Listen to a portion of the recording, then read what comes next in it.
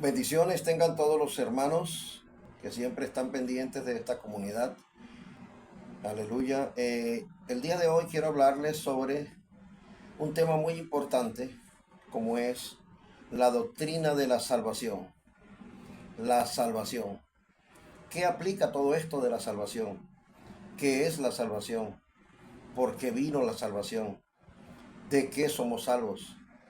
¿Cómo fuimos salvos? ¿Cómo seremos salvos? Esto es importante. Lo primero es que hay que tener claro el concepto. La palabra salvación viene de una palabra que es soter. Por eso, la doctrina de la salvación o el estudio de esta doctrina es conocido como soteriología. Soter significa salvar, poner a salvo, resguardar, colocarlo en un lugar aparte donde no haya peligro. Eso significa soter. Y logía, todos lo saben, significa tratado o estudio. Así que salvación tiene que ver con rescatar al pecador de la esclavitud del pecado, rescatar al pecador de una condenación eterna, también rescatar al pecador mediante el pago de un precio, y en este caso fue la sangre de Cristo, para rescatarnos a nosotros aún de lo que somos. ¿Y por qué digo de lo que somos? Porque no solamente vamos a ser rescatados de la condenación eterna, de un infierno, de un lago de fuego, sino que también vamos a ser rescatados del día a día. Resulta de que hay un versículo que dice, el que me libró y me libra, y quien esperamos que también nos librará de tan gran muerte. Bueno, me libró habla del pasado, me libra habla del presente, y me librará de tan gran muerte habla del futuro. Pues la salvación eso es un asunto complejo. No es un asunto de que solamente me va a salvar de que, ya no me voy para el infierno, sino que realmente aquí hay algo más profundo. Yo también en el día a día tengo malos pensamientos. De repente digo algunas palabras que no le agradan al Señor. Yo necesito ser salvo de todo eso. Por eso es importante. Aquí dice, aleluya, que la redención es el rescate del pecador de la condenación mediante la muerte sustitutiva de Cristo. Aleluya. Entonces, gracias al Señor hemos sido redimidos. Expiar ya es un asunto de cancelar la culpa del pecado. Vamos a ver también otras cosas como es la propiciación. La propiciación, la palabra propiciación quiere o significa cubierta. Era la tapa del propiciatorio, o sea, el propiciatorio era la tapa del arca del testimonio, el arca del pacto que se encontraba en el lugar santísimo. Así que propiciar significa tapar, cubrir. Y bueno, esto es bien interesante. Propiciación implica de olvidar una deuda. Aleluya. Qué maravilloso. Vamos a ver algunos textos, pero antes quiero decirles de qué se va a tratar este curso. Quiero hablarles de regeneración, quiero hablarles de justificación, quiero hablarles de eh, justificación, santificación, quiero hablarles de transformación, quiero hablarles de conformación, quiero hablarles de adopción, quiero hablarles de glorificación. Así que esto es un tema bastante complejo. No sé si dije santificación, pero esto es maravilloso. Vamos a tratar varios temas. Así que el día de hoy quiero explicarte todo lo que es la doctrina de la salvación. Vamos a ver qué dice el Salmo capítulo 3 versículo 8. Aquí hay algunos textos interesantes que quiero que ustedes en sus casas estén observándolos y estudiándolos. Ahora, no solamente quiero que te dediques a estudiar solamente en lo que yo te estoy dando, sino que sería importante que siguieras profundizando en lo que es la doctrina de la salvación. Hay muchos libros, hay textos realmente maravillosos que nos orientan, hay diccionarios bíblicos, está la internet, hay buenos estudios de internet. Digo algunos porque usted sabe que también hay otra cuestión. Dice el versículo 8, la salvación es de Jehová, sobre tu pueblo sea tu bendición. ¿La salvación de dónde viene? La salvación viene de Jehová. El libro de Jonás, vamos a ver qué dice Jonás. Este es un tema bien interesante. Versículo 9, capítulo 2 de Jonás. Dice así: mas yo con voz de alabanza te ofreceré sacrificios y pagaré lo que prometí, porque la salvación es de Jehová. Entonces la salvación es de Dios, le pertenece a Dios. El cristiano es salvo eh, porque sencillamente creyó en la obra redentora de Jesús de Nazaret. En el libro de Romanos, capítulo 10, versículos del 9 al 10, es un texto bastante utilizado cuando se va a dar este tema de la doctrina de la salvación. Dice Romanos capítulo 10, esto es interesante, es maravilloso. El versículo 9 y el versículo 10 dice así: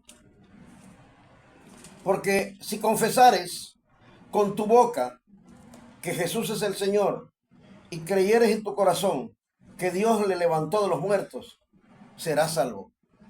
Aquí habla de dos cosas. Habla del corazón y habla de la boca. Qué interesante. Con la boca se confiesa para salvación, pero con el corazón se cree para justicia. Qué interesante este versículo. Ahora, estamos viendo que la salvación le pertenece a Dios.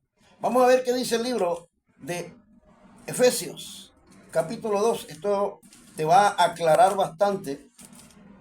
Efesios capítulo 2, verso 9 dice así. Voy a leer desde el 8. Dice: porque por gracia sois salvos por medio de la fe. Y esto no de vosotros, o sea, tú no hiciste nada, pues es don de Dios, es un regalo de Dios. Mira lo que dice el 9. No por obras, para que nadie se gloríe. Ninguna obra que tú hagas te va a dar la salvación. La salvación es un asunto de la activación de la fe en la obra redentora de Cristo Jesús. Si tú viste la clase introductoria que vimos la clase pasada de este tema de soteriología, allí te darás cuenta que te hablé de la muerte de un animal, de la muerte sustitutiva, de una oveja, de un cordero, de una cabra, de un buey, y que lo que hacía el ofertante, el oferente, era colocarle las manos en la cabeza al animal para que allí se cumpliera lo que se llama la identificación. Este animal que estaba muriendo allí, este animal soy yo. Y cuando yo le ponía las manos en la cabeza al animal, al buey, a la vaca, al animal que fuese, mis pecados estaban transmitiendo hacia ese animal. Por eso es que Pablo le dijo a Timoteo: Timoteo, hijo, no impongas tus manos con ligereza, para que no participes en pecados ajenos. Y como Timoteo conocía pues la doctrina y conocía lo que representa el sacrificio y sabía que había que colocarle las manos al animal, entonces Timoteo sabía lo que quería decir Pablo, porque ahí hay una identificación. Por eso no podemos tomar este asunto de la imposición de las manos con ligereza. Así que, hermanos amados, el creyente no solamente recibió la salvación por fe, sino que cada día tiene que activar esa salvación. El creyente está siendo salvo del dominio del pecado. Vamos a ver qué dice el libro de Romanos, capítulo 6, versículo 14. Este versículo me gusta mucho. Me encanta porque este versículo nos habla claramente de que una de las cosas que el Señor permitió que Jesús muriera por nosotros era para que nos sacara de la esfera del dominio del pecado hacia nuestras vidas. Dice el versículo 14: porque el pecado no se enseñoreará de vosotros, pues no estáis bajo la ley, sino bajo la gracia. Si yo estoy bajo la gracia, pues entonces yo estoy creyendo que no es por cualquier obra que yo haga. Porque si es por la ley entonces yo seré condenado. Pero por la gracia, por creer que Cristo murió por mí, y por eso, aleluya, yo creo lo que hizo Cristo en la cruz del Calvario por mí. Si yo lo creo de todo corazón, sencillamente entonces, aleluya, la fe se activa en mí y es una fe para salvación. Estoy siendo librado, estoy siendo salvado del dominio de las cargas y de las garras del pecado. Así que esto es bien interesante. Finalmente, la Biblia dice que habrá una glorificación, y esto también lo vamos a explicar más tarde, y seremos librados eternamente de lo que es el pecado y su influencia con el pecador. Así que qué maravilloso. ¿Qué dice el libro de Hebreos? capítulo 9, versículo 28. Hebreos 9, 28. Dice así. Así también Cristo fue ofrecido una sola vez para llevar los pecados de muchos y aparecerá por segunda vez sin relación con el pecado para salvar a los que le esperan. Y cuando aquí dice que aparecerá por segunda vez sin relación con el pecado, no es que Cristo haya estado en pecado. Sencillamente Cristo vino en un cuerpo parecido al cuerpo de pecado que tenía el ser humano, porque Cristo fue 100% hombre y 100% Dios. Por eso es que la Biblia nos declara que en el libro de Éxodo, cuando hay aquellas serpientes ardientes en el Antiguo Testamento, cuando fueron soltados, entonces dice la Biblia que Dios le ordenó a Moisés que levantara una serpiente de bronce, y todo aquel que fuera mordido por la serpiente, ellos miraran el asta de bronce que estaba allí con la serpiente de bronce, y el que mirara la serpiente de bronce inmediatamente quedaba sano. Y por eso, aleluya, Cristo citó esto. Y él dijo, y así como la serpiente de bronce fue levantada en el desierto, así es necesario que el Hijo del Hombre sea levantado. ¿Pero dónde? En la cruz, para que todo aquel que en él cree sea salvo y no se pierda y tenga vida eterna. Qué interesante es todo esto. Ahora, la ventaja es que esta serpiente de bronce tenía la semejanza de las serpientes que mordieron a la nación de Israel. Era una serpiente igual, tenía cabeza, tenía todo, o sea, era una serpiente de bronce.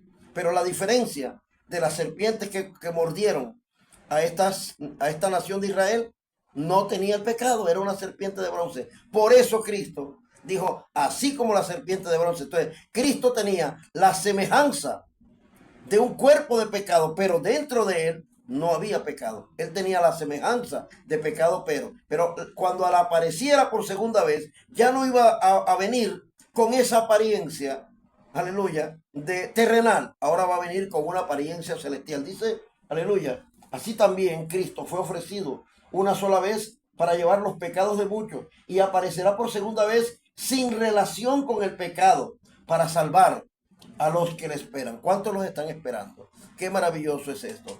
El último versículo de este trozo está en Primera de Pedro, capítulo 1, versículos del 3 al 5. Dice así, me encanta este texto. Texto bien maravilloso. Miren, escuchen bien esto. Bendito el Dios y Padre de nuestro Señor Jesucristo, que según su grande misericordia nos hizo renacer para una esperanza viva por la resurrección de Jesucristo de los muertos, para una herencia incorruptible, incontaminada e inmarcesible, reservada en los cielos para vosotros. Y aquí viene el texto, que sois guardados por el poder de Dios mediante la fe, para alcanzar, ¿qué cosa? Dice, para alcanzar la salvación, que está preparada para ser manifestada en el último tiempo, en el tiempo postrero. Qué maravilloso es todo esto, hermano. Entonces, hermano amado, llegará el momento en que el pecado no se enseñoreará más de nosotros. El Señor nos está salvando a diario. Y por eso ahora yo quiero hablarte de un tema interesante. Estoy hablando aquí someramente de lo que es la salvación. Pero uno de los temas principales de la salvación es la regeneración. Si tú ves esta palabra, tiene dos vocablos: generación y re. Re es volver y generar es volver a generar. Regeneración. Ahora, la raíz gramatical de la palabra generación es gen. Esto tiene que ver con los genes, tiene que ver con genética. Y la Biblia dice que nosotros hemos sido regenerados, hemos vuelto a nacer. Hay un nuevo nacimiento. Cada vez que el Espíritu Santo, aleluya, llega a nosotros, siempre nos va a recordar que somos hijos de Dios y que ahora somos una nueva criatura. Ahora, el proceso de la salvación es a través de introducir la naturaleza de Dios en la naturaleza humana. Segunda de Pedro, capítulo 1, versículo 3 al 4, dice que nosotros somos participantes de la naturaleza divina. Juan capítulo 3, versículo 3, dice, aleluya, que el que naciere de nuevo será hijo de Dios, aleluya. Segunda de Corintios 5:17 dice, de modo que si alguno está en Cristo, nueva criatura es. Las cosas viejas pasaron. He aquí, todas son hechas nuevas. Ahora, présteme atención a este versículo, un versículo muy predicado. Segunda de Corintios 5:17, de modo que si alguno está en Cristo, nueva criatura es. La gente dice, Cristo vive en mí, así que yo soy una nueva criatura. Estás equivocado. Cristo vive en ti. Está bien, Cristo vive en ti. Pero tú llegas a ser una nueva criatura. Es cuando tú vives en Cristo. Es a lo contrario. Hay que vivir en Cristo para ser una nueva criatura. Así que esto es importante. Ahora, Dios, escúchame esto, no cambia la conducta de sus escogidos por medio de mandatos y ordenanzas. Dios le entregó la ley a Israel durante 1500 años y ellos intentaron cumplir la ley, pero no pudieron.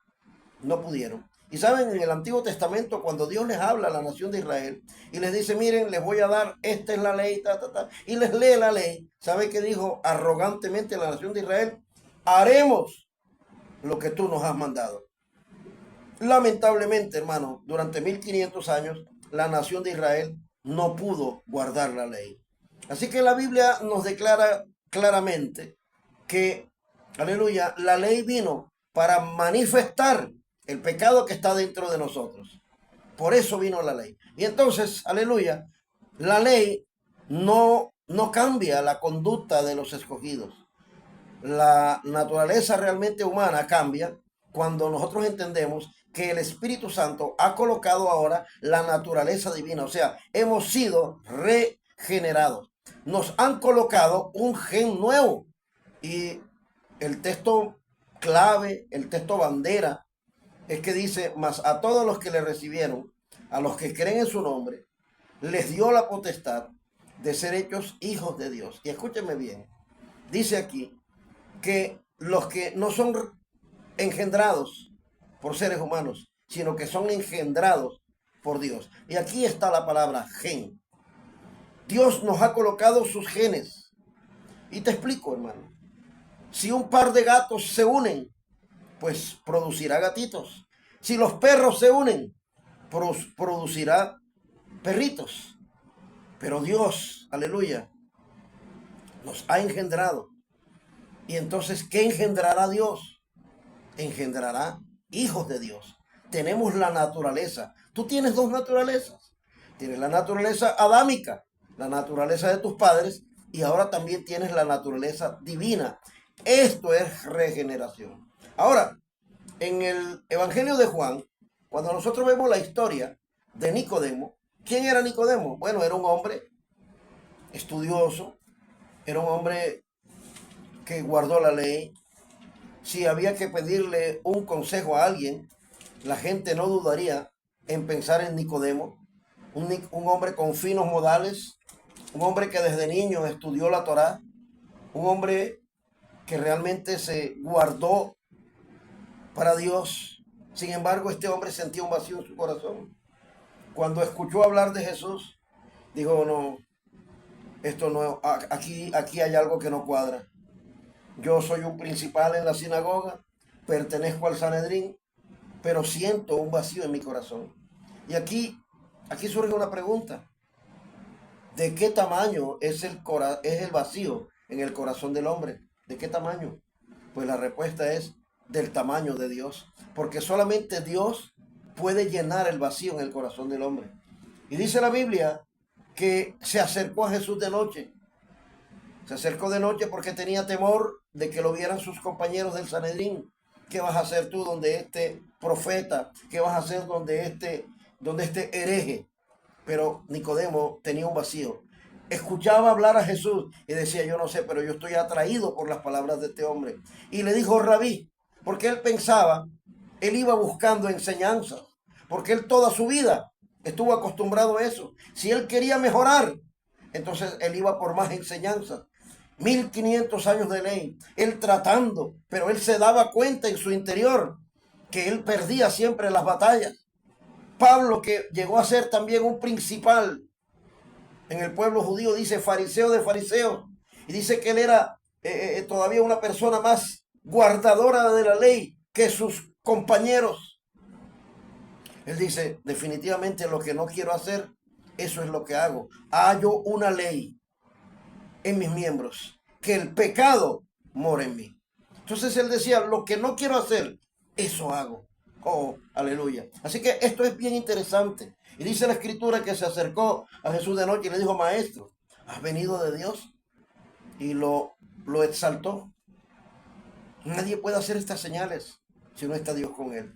Pero ¿sabes que Jesús no recibió la adulación? Porque a Jesús no le interesa la adulación del hombre. A él le interesa es la alabanza y la adoración. Y resulta de que Jesús le respondió y lo centró inmediatamente. Le dijo, mira, de cierto te digo, que el que no naciere de nuevo no puede ver el reino de Dios. Y entonces Nicodemo no entendió cómo puede un hombre nacer siendo viejo. ¿Acaso puede entrar por segunda vez en el vientre de su madre y nacer? De cierto te digo, que el que no naciere de agua y del Espíritu no puede entrar en el reino de Dios. Fíjate que aquí vemos algo. Primero ver y luego entrar. Yo para poder entrar a esta habitación tuve que entrar por esa puerta. Pero primero la vi y luego entré. Para poder entrar en el reino de Dios hay que ver el reino de Dios. Nicodemo, no has visto ni tampoco has entrado en el reino de Dios. ¿Sabes por qué, Nicodemo? Porque durante 1500 años estuviste tratando de guardar la ley y no pudiste. La única manera de que tú puedas ver y entrar en el reino de Dios es a través del nuevo nacimiento. Tienes que nacer de nuevo, Nicodemo. Es la única forma de tu poder nacer de nuevo. Y mira lo que dice. Aleluya. Lo que es nacido de la carne, carne es. Y lo que es nacido del espíritu, espíritu es. Y no te maravilles de que te dije, es necesario nacer de nuevo. Y mira lo que dice aquí, el viento sopla de donde quiere y oye su sonido, mas ni sabes de dónde viene ni a dónde va. Así es todo aquel que es nacido del espíritu. Y Nicodemo, todo confundido, dijo, ¿y cómo puede hacerse esto? ¿Eres tu maestro de Israel y no sabes esto? Hombre, Nicodemo, 1500 años allí y definitivamente no. Si te estoy hablando cosas terrenales, Nicodemo, y no entiendes, ¿qué tal si te comienzo a hablar de cosas espirituales? Un hombre con mucha letra, pero con muy poca relación con el Espíritu, porque para poder yo tener contacto con Dios, yo necesito contactarlo en espíritu. Y entonces aquí es cuando viene este versículo que te estaba comentando. Dice, y como Moisés levantó la serpiente en el desierto, así es necesario que el Hijo del Hombre sea levantado, para que todo aquel que en él cree no se pierda, mas tenga vida eterna. Así que Nicodemo es conocido en la Biblia como el hombre que nació de nuevo. Aleluya. Vemos que en la muerte de Jesucristo allí estaba Nicodemo. Allí estaba y creemos que fue un hombre que a pesar de que estaba lleno de letra, estaba lleno de ley, ese encuentro nocturno que tuvo con Cristo permitió que él pudiera ser un hombre regenerado. Entonces, regeneración, hermanos amados, es recibir el gen de Dios, es recibir la vida de Dios. Yo recibí la vida humana a través de mis padres, pero ahora recibo la vida divina a través del nuevo nacimiento, a través del Espíritu Santo. Esto es la regeneración. Ahora, es un cambio de naturaleza, porque la naturaleza humana fue caída. En el jardín del Edén el hombre le abrió las puertas al enemigo de Dios, a la serpiente, y entonces el hombre permitió que la naturaleza caída, la naturaleza serpentina, entrara en la humanidad. Y por eso el Señor viene a regenerarnos. ¿Qué es la regeneración? Es un cambio de naturaleza. Yo estoy con mi vieja naturaleza y yo viví un tiempo en mi vieja naturaleza, pero cuando yo recibí a Cristo en mi corazón, a través del Espíritu Santo, a través de la fe en la obra redentora de Cristo, Cristo está en mi corazón y allí el Espíritu Santo empezó una renovación, una regeneración. Me sopló su vida en mí, su vida divina en mí, y entonces ahora dice la Escritura que ya yo soy hijo de Dios. Nos da la potestad, la autoridad de ser hijos de Dios. El Espíritu Santo no te da órdenes, el Espíritu Santo te renaturaliza. te da una nueva naturaleza. Él introduce la persona de Cristo en nuestras vidas. Así que la regeneración sencillamente es un cambio de naturaleza. Cuando el creyente abrió su corazón y creyó en la obra redentora de Cristo, el Señor entró, y es por eso, aleluya, que ahí inicia el proceso. El Espíritu Santo te hace nacer de nuevo, te hace nacer de Dios. Tienes ahora los genes de Dios. Ahora eres parte de la familia de Dios. Mira lo que dice este texto que me encanta bastante. Tito, capítulo 3, versículo 5. Dice así la Escritura: nos salvó no por obras de justicia que nosotros hubiéramos hecho, sino por su misericordia, por el lavamiento de la regeneración y por la renovación en el Espíritu Santo. Mira qué interesante, por el lavamiento de la regeneración. O sea, no es por obras. No fue que yo hice obras y entonces, bueno, Dios me dijo, bueno, se está portando bien, lo voy a salvar. No, Dios me escogió. Y esto lo vamos a ver también, aleluya. Tito 3:5, qué texto tan interesante. Ahora, mira lo que viene. Efesios 2:1. Creo que no lo sabemos de memoria, pero vamos a leerlo. Dice que estábamos muertos. Estábamos muertos. Así era nuestra vida antes de recibir al Señor. Mira lo que dice el texto. Dice, y Él os dio vida a vosotros cuando estabais muertos en vuestros delitos y pecados. ¿Cómo estábamos, hermano? Estábamos muertos. Y Él nos dio vida. La vida divina ahora entró dentro de mí.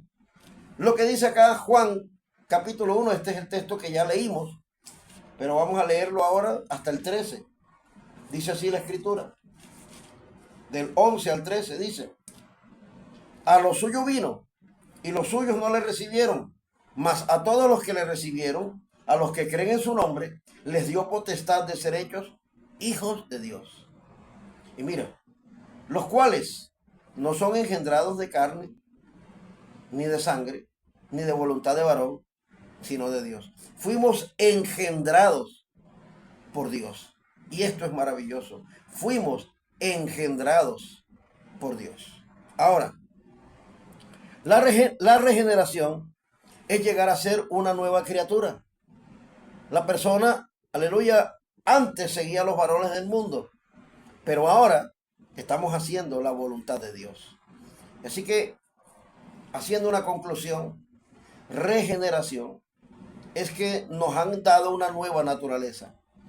La naturaleza humana era la naturaleza que nos dieron nuestros padres, pero ahora Dios, a través del Espíritu Santo, nos regeneró a través de nosotros aceptar mediante la fe, creer mediante la fe, en la obra sustitutiva, en la obra redentora de Cristo. Y cuando ya creímos y lo confesamos, en ese momento fuimos salvos. No por obras, como dice Tito 3:5, como si hubiésemos hecho obras. No es por obras para que nadie se gloríe, dice Efesios 2:9. No es por obras. Sencillamente se activó el interruptor de la fe.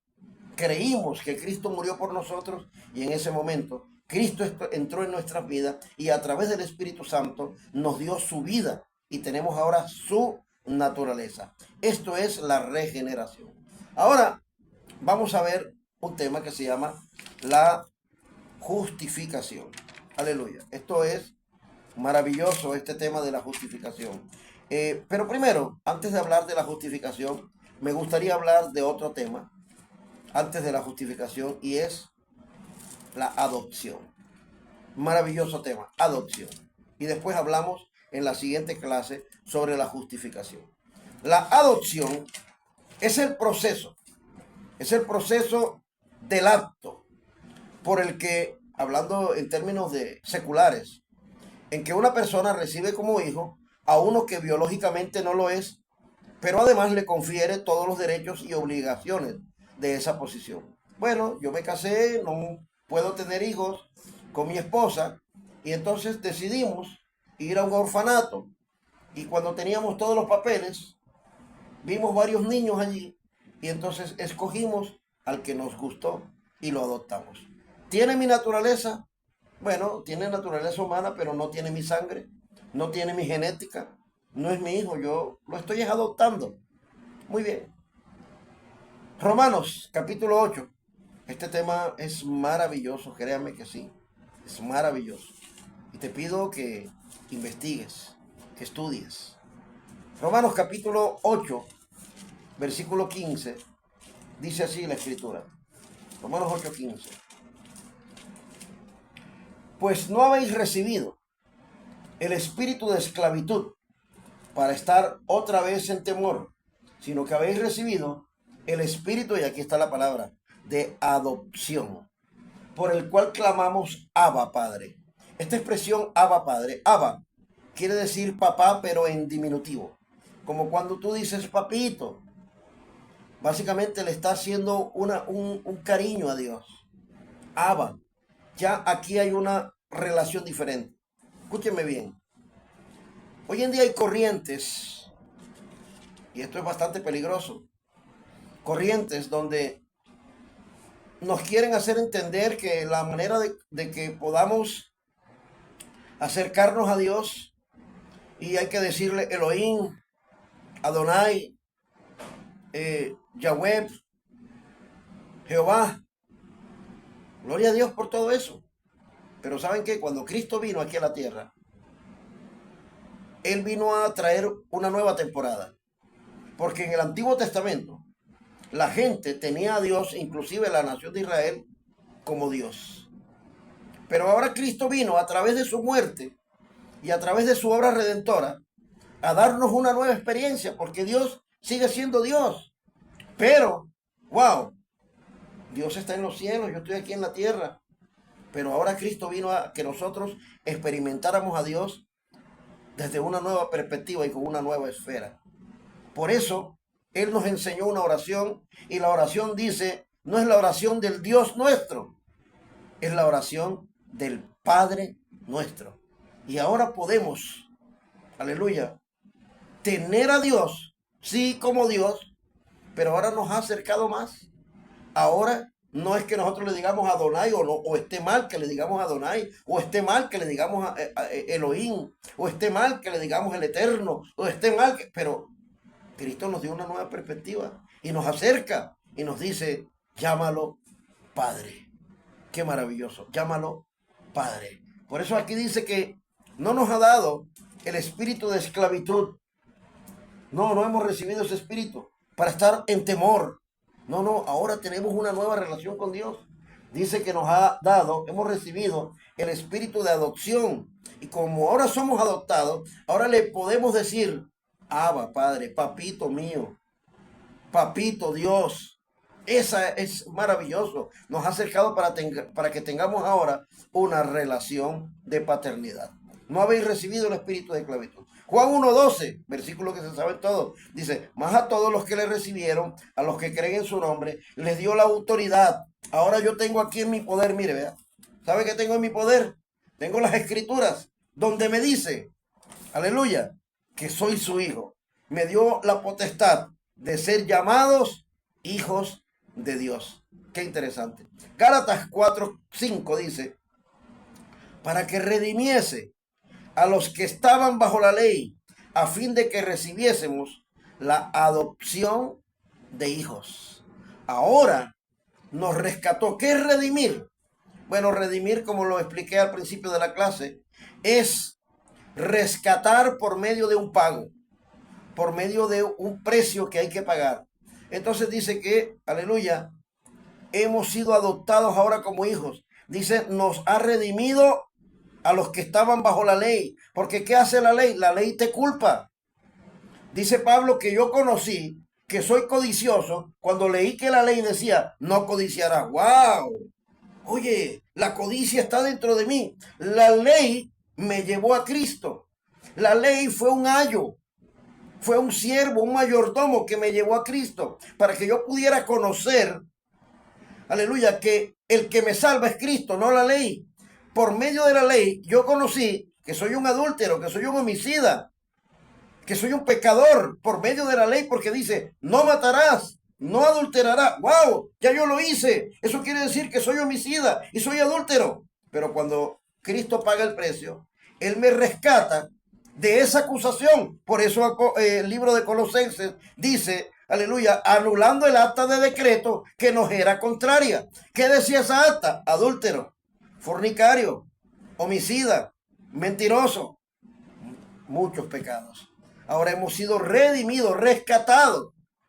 Por medio de la sangre de Cristo hemos sido redimidos de la ley. Y ahora, mire lo que dice aquí, aleluya, para ser adoptados hijos suyos. Aleluya. Dice, hemos recibido la adopción de hijos. Efesios 1:5, me gusta este versículo. Dice, en amor, habiéndonos predestinado. ¿Cómo así? Predestinado es un destino. El que fabricó este corta uña lo pensó con un destino. ¿Cuál fue el destino? Cortar uñas. El que fabricó este lapicero lo fabricó con un destino. ¿Cuál fue el destino? Escribir. El que fabricó este cepillo de dientes le dio un destino: cepillarle los dientes a una persona. Entonces el Señor dice aquí, en amor, habiéndonos predestinado. Entonces, ¿cuál era el objetivo? ¿Cuál era la misión? La misión es cepillar los dientes. La misión es escribir. La misión es cortar las uñas. ¿Cuál fue la misión nuestra? Dice aleluya, en amor habiéndonos predestinado. ¿Para qué? ¿Cuál fue nuestra misión, nuestro destino? Para ser adoptados hijos suyos por medio de Jesucristo según el puro afecto de su voluntad. Vinimos a la tierra para ser adoptados hijos suyos. Esa es nuestra misión. Esa es nuestra asignación. Ser adoptados, tener una filiación con Dios. Por eso ya no es, oye Dios, por allá está lejos. No, ahora Él es mi Padre. Soy adoptados. Miren qué maravilloso, qué lindo es todo esto. Ahora soy adoptado. Soy un hijo suyo. Pero, ojo, tú dirás, bueno, pero es que el adoptado no tiene la naturaleza. Para eso te expliqué de primero la regeneración. Tenemos la naturaleza de Dios. Tenemos. Ahora, lo que pasa es que se utiliza la palabra adopción porque antes yo no era hijo. Pero resulta de que yo ahora soy un hijo. Yo viví un tiempo como si no fuera hijo, aunque era hijo. Eso le pasaba al hijo pródigo. El hijo pródigo volvió. ¿Y sabe por qué volvió? Porque él tenía la identidad de hijo. Mi congregación se llama el rebaño de Dios. Pero yo le dije a los hermanos, aunque mi congregación se llame el rebaño de Dios, ustedes no son mis ovejas. Ustedes son mis hijos espirituales. Y aquí hay es hijos de Dios. ¿Sabe, hermano? La oveja nunca regresa a casa. La oveja, para que pueda regresar al redil, el pastor tiene que dejar las 99 e ir a buscar la que se perdió. En cambio, el hijo pródigo, estando perdido, él dijo, no, yo voy a regresar a casa. Porque en la casa hay abundancia de pan. Y por eso regresó. Porque él tenía identidad de hijo. Así que eres un hijo. Eres un hijo de Dios. Aleluya. Y esto lo vamos a explicar un poquito más tarde. Así que la adopción es un acto soberano. Es un acto gratuito de parte de Dios, por el que sin méritos humanos y con base siempre en la redención consumada en la cruz, da al creyente en Cristo la posición de hijo. Eso es adopción. Ahora, todos estos textos fueron escritos en griego. Y en griego, la palabra adopción es huiotesia. Me llama la atención que huiotesia viene de huios. Y huios significa hijo adulto, que ya está listo para recibir la herencia. Un padre judío tenía su hijo, y cuando su hijo biológico tuviera 30 años, él lo adoptaba. ¿Cómo? ¿Cómo lo va a adoptar si es su hijo? Que esto es lo que significa la palabra adopción. Yo tengo un hijo, es mi hijo biológico, pero cuando tenga 30 años, que es la mayoría de edad en la nación de Israel, entonces yo lo adopto. Esto se llama la huiotesia. ¿Y cómo así que lo adopto? Porque ya él tiene 30 años, tiene la mayoría de edad y él puede trabajar a partir de ahora con dos cosas mías. Puede trabajar en el nombre del Padre, que soy yo, y puede trabajar con las riquezas del Padre, con las riquezas que yo le doy. Bueno, Cristo le hicieron la huillotesia, o sea, lo adoptaron a los 30 años. ¿Cómo? Bueno, cuando él sale, luego de bautizarse, los cielos se abren y dice, este es mi hijo amado, en el cual tengo complacencia, síganlo y escúchenlo, porque viene de parte mía a dar un mensaje aquí a la tierra. Allí él comenzó a trabajar en el nombre del Padre y comenzó a trabajar con las riquezas del Padre. Así que esto representa la adopción. Vamos a ver qué dice el libro de Romanos, capítulo 4. Perdón, Gálatas, capítulo 4, versículo del 5 al 7. Este versículo también me gusta mucho, es muy diciente. Mira lo que dice acá. Gálatas, capítulo 4, versículo del 5 al 7. Dice así. Para que redimiese. Ya sabemos qué significa redimir. Significa rescatar con el pago de un precio. A los que estaban bajo la ley, a fin de que recibiésemos la adopción de hijo. Pero mira lo que dice el 4. Pero cuando vino el cumplimiento del tiempo, Dios envió a su hijo, nacido de mujer y nacido bajo la ley. Así que qué maravilloso. Mira lo que dice el versículo 6. Y por cuanto sois hijos, Dios envió a nuestros corazones el espíritu de su hijo, el cual clama, Abba Padre. Esto es importante. Así como Cristo dijo, Abba Padre, así nosotros hoy podemos decir, Abba Padre, nos está acercando. Mira lo que dice el 7, así que ya no eres esclavo, sino hijo. Hermano, esto es importante que lo entiendas. Ya no eres un esclavo, ya no estás bajo la ley, ahora estás bajo la gracia, ya no eres esclavo, eres un hijo. Ya no eres esclavo, sino hijo. Y si hijo, escúchame, también eres heredero de Dios por medio de Cristo. Cristo, hermano amado, ganó mucho en la cruz del Calvario. Nosotros somos herederos y coherederos con Cristo. Esto como que no lo hemos entendido. Y por eso vivimos como esclavos, siendo reyes. Esto es tremendo, hermano. Hemos sido adoptados. Esto es parte de la salvación. Yo no podía hablarte de la salvación si no te hablaba de la adopción. Primera de Juan, capítulo 3, versículo 1. Vamos a ver qué dice este texto. Interesante. Dice así. Mirad, ¿cuál amor nos ha dado? ¿Quién? El Padre. ¿No dice Dios?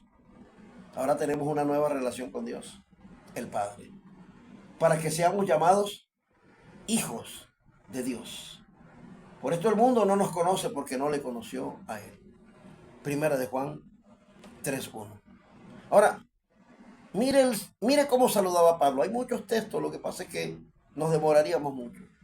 Pero en 1 Corintios 1:3 dice, gracia y paz a vosotros de Dios, nuestro Padre, y del Señor Jesucristo. Qué maravilloso. Él sí habla de Dios. Dice, aleluya, gracia y paz a vosotros de Dios. Pero después aclara, nuestro Padre. Él es Dios, pero también es nuestro Padre. Aleluya. Nuestro Padre y del Señor Jesucristo. También dice en algunos textos que debemos ser perfectos como vuestro Padre que está en los cielos es perfecto. Mateo 5:4. Y también dice, aleluya, mas tú cerrada la puerta, ora a tu Padre que está en secreto. Y tu Padre que está en secreto te recompensará en público. Mateo 6:6. O sea, aquí nos está hablando, hermano, de que somos adoptados. Entonces la huillotesia, hermano, era un ritual que se hacía cuando el joven ya llegaba a su mayoría de edad, a los 30 años. Se le aplicaba la huillotesia, que era que le daban el poder, la autoridad, la credencial de ser llamado un hijo adulto. Un hijo adulto. Esta era la adopción. Entonces nosotros, aleluya, necesitamos ir avanzando en la salvación. La salvación es un proceso. Como te dije, te voy a hablar de regeneración, ya te hablé. Esta próxima clase te voy a hablar de justificación y de santificación. Así que qué maravilloso, mis amados hermanos. Estudien bastante, porque van a haber muchas cosas en los exámenes que vamos a realizar y esto es maravilloso. Abrazos y muchas bendiciones. Nos vemos pronto.